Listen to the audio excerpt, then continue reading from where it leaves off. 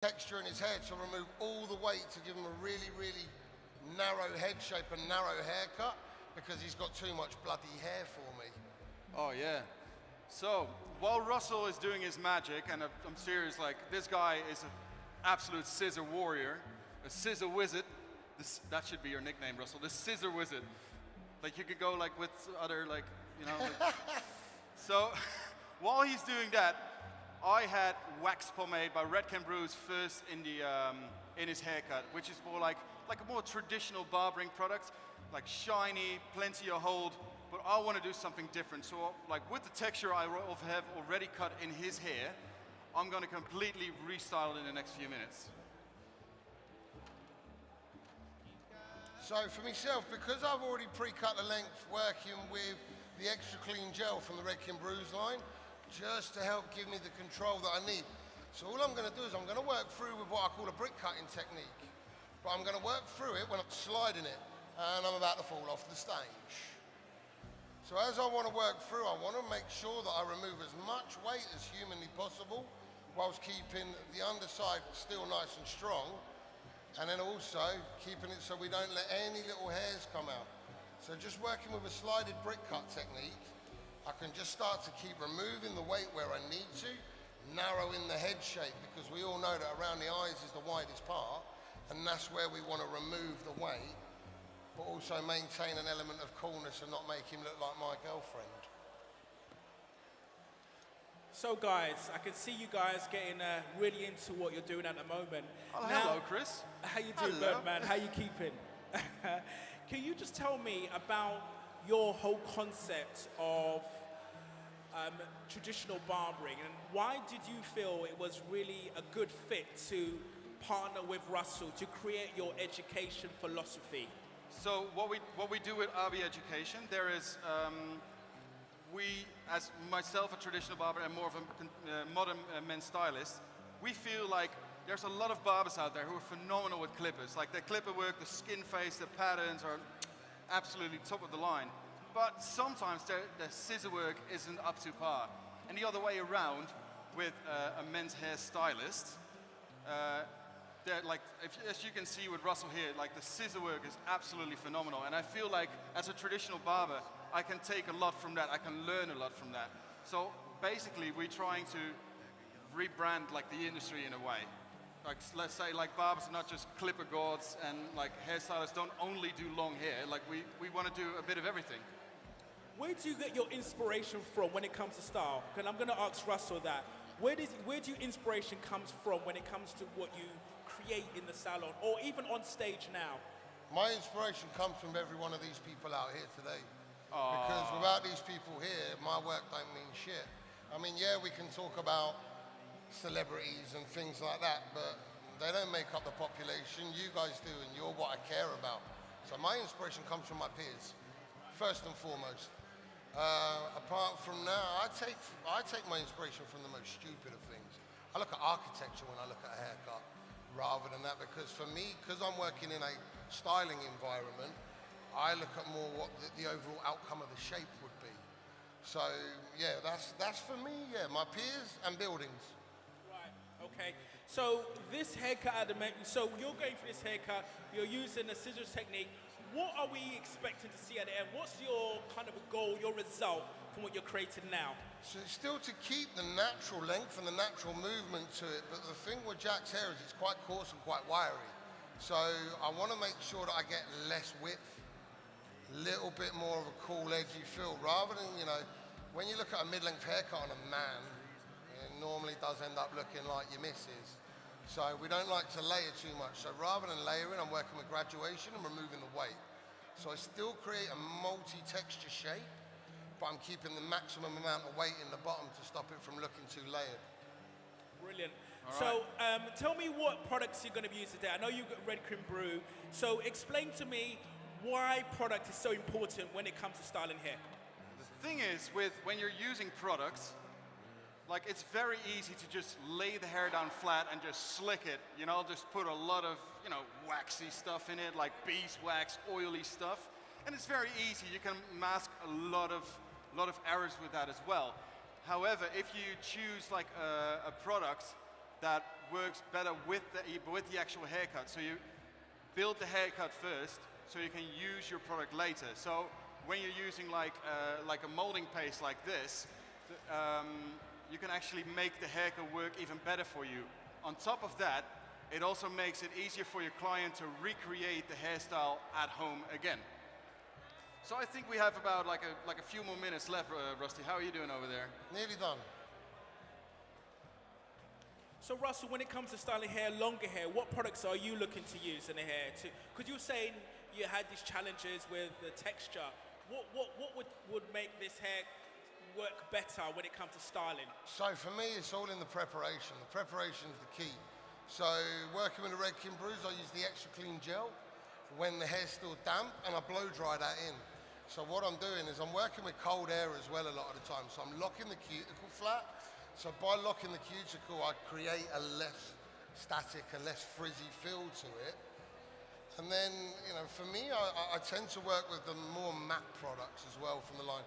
So I like to use the Outplay, the texture pomade, even on long hair, because it helps me manipulate and control the hair how I see fit. That's looking very well, Rusty, right there. So I've blow dried my model, and you can see it's a completely different style without having to do a single cut of the hair. So I've got my work hard molding paste from Redken Brews. I'm just going to work it through the hair with my fingers, starting at the crown and moving my way up front. I don't want to put all the product in the front, but I want the crown to have a little more weight, if you will. And the easy thing about this is like you can just style it with your fingers. And if you can style it with your fingers, so can your customer. And if your boy can recreate his hairstyle at home, you got yourself a happy customer. So as I started to work through, so I worked with a little bit of brick cutting. Now I'm working with a slide cut, but I'm working quite aggressively down. So I remove all that weight. And obviously because I worked with the gel first, it helps me manipulate and control the hair as I see fit. So as I work through, obviously when you get to the top, you need to be a little bit more careful working on long hair. Because otherwise, if you start to work with any slide cutting, you're just going to create loads and loads and loads of frizz. So as I work through the top, what I'm going to do is I'm going to work in reverse. So I'm going to come from underneath and I'm going to slide cut from underneath. And then I'm going to work with a slight inverted angle, quite a high elevation, just to create a little bit of layering through it, but just to soften it. And then I'm literally done, and I just do a 2-second blow dry. All right, man. So we got this thing going. So right now, I've styled the hair, and I'll kind of like to use a little bit of hairspray as well. With the hairspray, we can actually fixate. So you use a styling product to style the hair, but for fixation, you just use actual hairspray. Luckily, the Redken Brews has a great one. Smells nice. Doesn't smell like that old, like like your old grandmother. It's like nice and masculine smell, a bit of tobacco. And it's just a couple of spritzes through the hair. And I think I'm about done. How far are you, Rusty? Done. Done. Ish. All right. So right now, these are our models, and we would like to welcome the... oh, well, hold up 1 second. He's almost done. He's almost done. Yeah. What are you using? So I'm using the strong gel now. And what I'm going to do is I'm going to let it dry in, and then as he comes on at the very end, then I'm going to manipulate the hair and restyle it. Right, man. Looking good, Rusty. Looking well. Cheers, buddy. You too, man. Thank you Sick. very much. Well, you know me. You know. All right, gents, if you would walk to the front, let's get our second model on stage. Anybody got a beer for me? Big hand to the boys here. Thank you very much.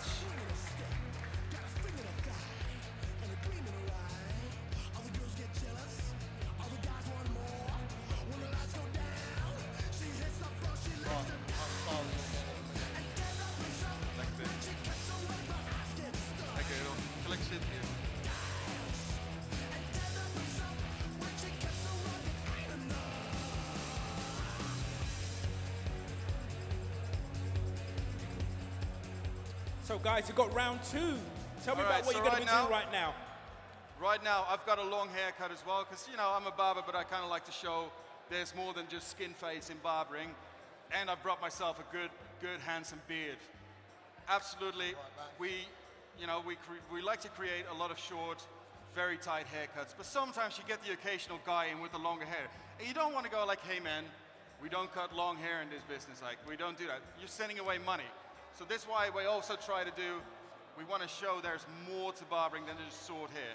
So what I've done, I've created a lot of square layers. You're basically using a feather razor, because with the feather razor, you can add just cut texture just by cutting it real quickly. When you do that, you're ready, especially with curls. You really want those curls to have a little bit of air. You want to jump around. You want to spring a little more.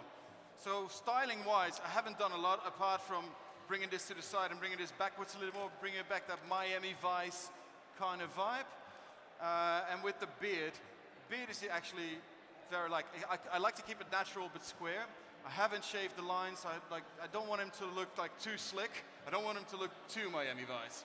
What have you prepared, mate? So I wanted to work on a curly length, just like Baldovine. Because he works a lot squarer, I decided to work with a round layer. So normally in men's hair, you run away when you do a round layer. But if we place the round layers in the right area, we can show how to manipulate the hair in the right places. So all I want to do now is I'm just going to create a bit more texture, because I actually want this to be as big as possible and quite messy. So I'm just going to work with a little bit of twist cutting, just to create some texture, and then I'm going to rework the product in there. Again, my base, I actually worked with a little bit of the molding paste, let it set naturally, and then I can start to manipulate the minute I'm finished. All right, so what I'm going to do, I'm going to use a little bit of extra clean gel.